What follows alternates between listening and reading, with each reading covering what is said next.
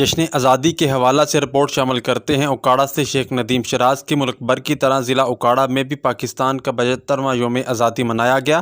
مرکزی تقریب deputy commissioner office میں ہوئی، جس کے مہمان خصوصی صوبائی وزیر پیر سمسام علی شاہ بخاری، صوبائی وزیر انسانی حقوق و اقلیتی امور اعجاز عالم آگسٹین تھے۔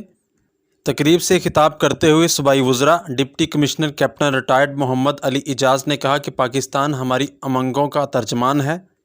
ہمیں عشرہ محرم کے دوران یوم آزادی سادہ مگر پروقار انداز میں منانا ہے۔ آج کے دن ہمیں یہ عہد کرنا ہے کہ ہم پاکستان کی ترقی و خوشحالی اور سلامتی کے لیے کسی قربانی سے دریغ نہیں کریں گے۔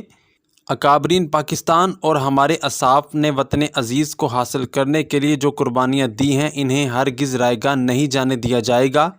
پاکستان میں محبت، امن، بھائی چارے، رواداری اور برداشت کے جذبوں کو پروان چڑھانا ہر شخص کی انفرادی اور اجتماعی ذمہ داری ہے کہ ہم ایک حساس، خوشحال، مضبوط اور ذمہ دار قوم کے طور پر دنیا میں پہچانے جائیں۔ انہوں نے کہا کہ پاکستان کو قائد اعظم کے وژن کی روشنی میں آگے بڑھانا ہے اور علامہ اقبال کے خوابوں کی عملی تعبیر کو شکل دینی ہے۔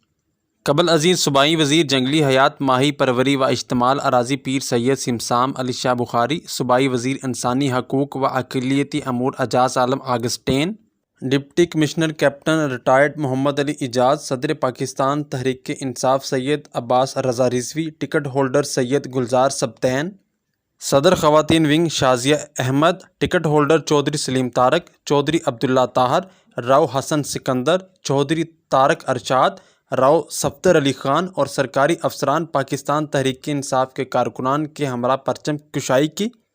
اس موقع پر علامتی واک بھی کی گئی۔ بہترین کارکردگی کا مظاہرہ کرنے والے افسران کو یادگاری شیلڈ بھی دی گئی۔